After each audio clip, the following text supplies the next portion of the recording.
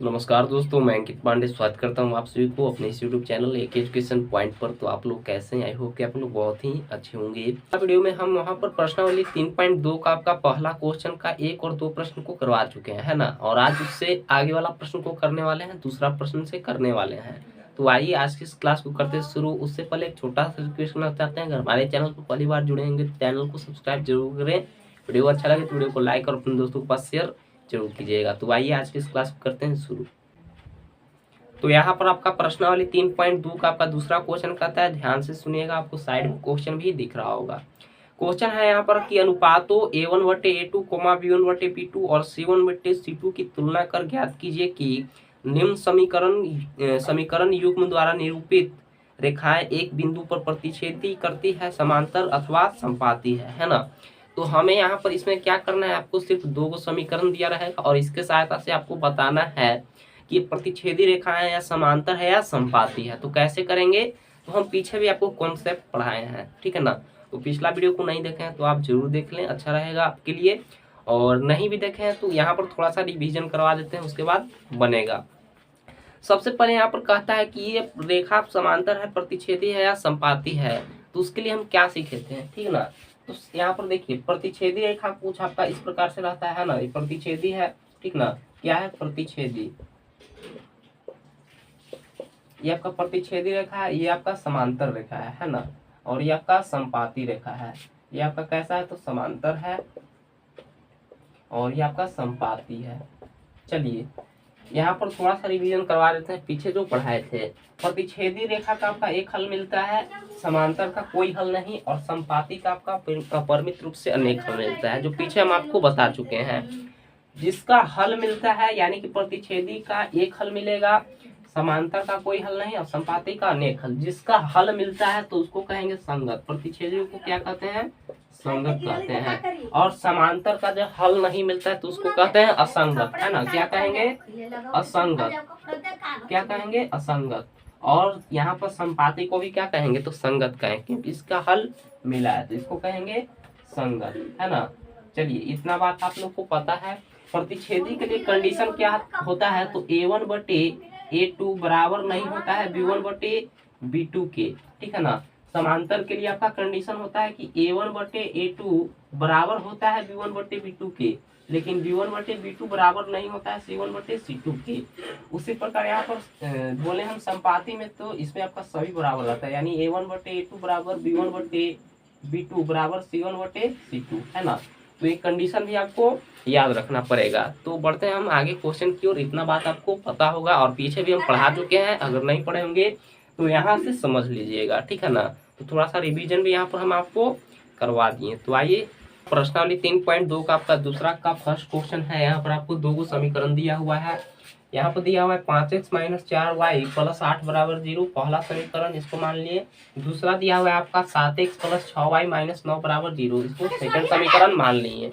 अब यहाँ से देखिएगा, अब यहाँ से क्या होगा, तो अब इसको हमें बताना है ये दोनों समीकरण के सहायता से कि इसका जो है कि ग्राफ कैसा बनेगा, समांतर बनेगा, संपाती बनेगा या प्रतिच्छेदी बनेगा। तो आइए यहाँ पर पता करते हैं। तो चलते हैं हम हल की ओर। तो सॉल्यूशन देखिएगा किस प्रकार करेंगे, इसका हल किस प्रकार करेंगे। सबसे पहले जो आपका यानी 2 चर वाला रैखिक समीकरण का युग्म सूत्र होता है, कुछ इस प्रकार से रहता है आपका A1x + B1y + C1 = 0। ये आपका पहला समीकरण मानते हैं।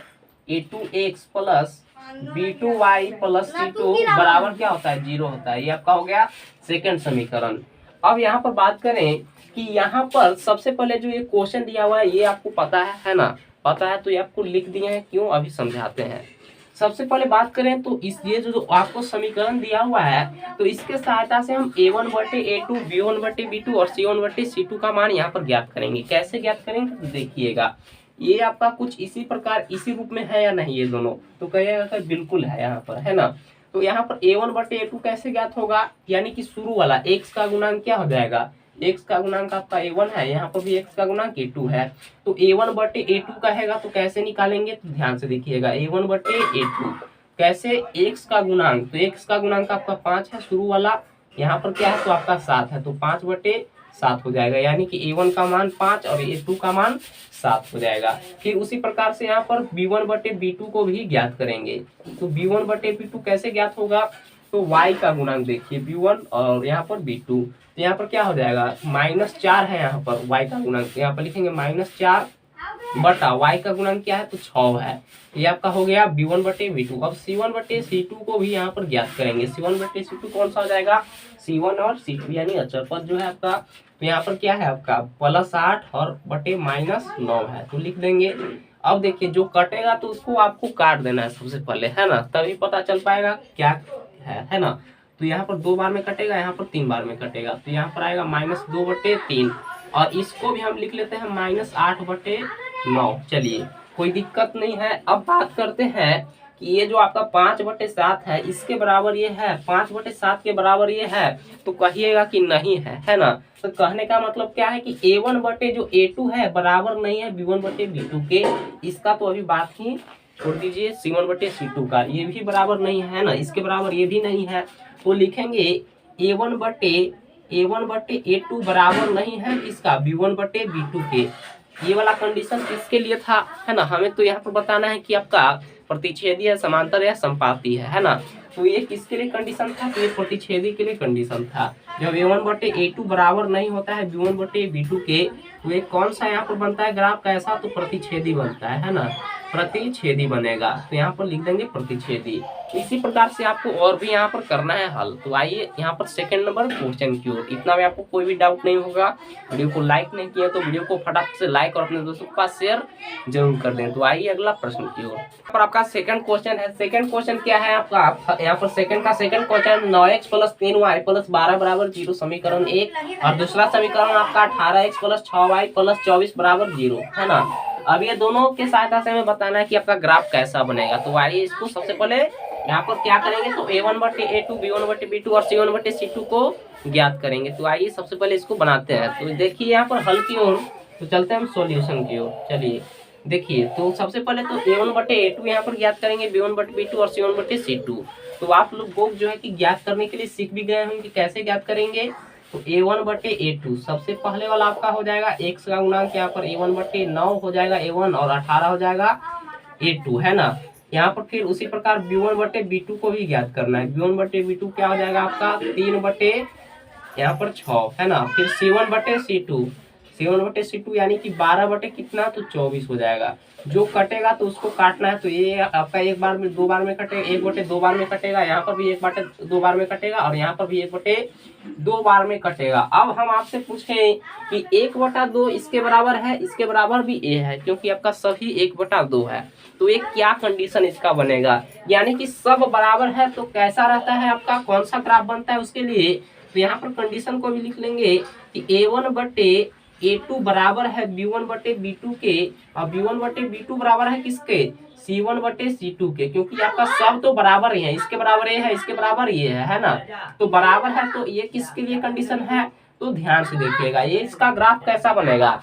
तो इसके लिए कंडीशन आपका सभी बराबर है तो कैसा बनेगा, तो समपाती बनेगा। कैसा ग्राफ बनेगा, तो समपाती, है ना। तो आइए अगला प्रश्न की ओर। इतना ही आपको काम करना था इसमें। आइए एक प्रश्न आपका और है यहाँ पर सेकंड का तीसरा, है ना। तो आइए इसको भी कर लेते हैं। तीसरा प्रश्न आपका क्या कहता है इसमें, तो ध्यान से देखिएगा। यहाँ पर तीसरा है इसका सेकंड का क्वेश्चन है। यहाँ पर आपका 6x - 3y 6x - 3y + 10 = 0 समीकरण 1 और यहाँ पर सेकंड समीकरण दिया हुआ है 2x - y + 9 = 0, है ना। ये आपका सेकंड समीकरण है। अब इसके सहायता से हमें बताना है क्या होगा आपका ग्राफ। चलिए सेम काम करना है इसमें भी। सॉल्यूशन की ओर चले तो देखिए क्या करेंगे, क्या करना है। सबसे पहले A1 बटे A2 को ज्ञात करना है। तो A1 बटे A2 क्या हो जाएगा आपका 6 बटे 2 हो जाएगा। उसी प्रकार B1 बटे B2 को ज्ञात करना है। तो क्या हो जाएगा आपका -3 बटे -y हो जाएगा या नहीं, तो बोलिए बिल्कुल हो जाएगा। फिर यहाँ पर आपका C1 बटे C2 को ज्ञात करना है। C1 बटे C2 आपका क्या हो जाएगा 10 बटे 9 हो जाएगा, है ना। बस इतना आपको करना है। अब देखिए यहाँ पर जो भी कटेगा तो उसको सबसे पहले काटना है, उसको काट लीजिए। तो देखिए यहाँ पर आपका 2 से 3 बार में कटेगा, यानी कि 3 आ गया यहाँ से आंसर, माइनस से माइनस कैंसिल, सॉरी यहाँ पर क्या हो जाएगा 3 बटे यहाँ पर 1 हो जाएगा, y नहीं लिखाएगा, ठीक है ना, -1 हो जाएगा। y का गुणांक कुछ भी नहीं है तो आपका 1 है ना, तो यहाँ पर क्या आ गया आंसर 3 आ गया। इसको कटेगा तो ये आपका 10/9 नहीं कटेगा, यानी कि आपका 3 बराबर 3 है लेकिन 3 बराबर 10/9 नहीं है। तो कंडीशन क्या हो जाएगा कि a1/a2 बराबर है b1/b2 के, लेकिन b1/b2 बराबर नहीं है c1/c2 के। तो यहाँ पे लिख दीजिए a1/a2 बराबर है b1/b2 के, लेकिन b1/b2 बराबर नहीं है c1/c2 के, है ना। तो ये किसके लिए कंडीशन था, तो ये आपका समांतर के लिए कंडीशन था। तो ये आपको पता होना चाहिए, अभी भी आपको यहाँ पर रिवीजन करवाएं। तो इसका ग्राफ कैसा बनेगा, तो समांतर बनेगा, है ना। तो बस आपको इतना ही लिख देना है। तो आज का वीडियो आपको कैसा लगा कमेंट करके जरूर बताएं, और आपको जो है कि बिल्कुल ही समझ में आया होगा। आप जो है कि एक आध बार रिवीजन कर लीजिएगा, घर पर आपको समझ में आएगा, है ना। तो आज के लिए इतना ही रहने देते हैं, मिलते हैं हम आपको नेक्स्ट वीडियो में। तब तक के लिए धन्यवाद। वीडियो को लाइक नहीं किए तो वीडियो को लाइक और शेयर जरूर कर दीजिएगा, और चैनल पर पहली बार जुड़े होंगे तो सब्सक्राइब भी कर लीजिएगा। तो मिलते हैं आपको नेक्स्ट वीडियो में।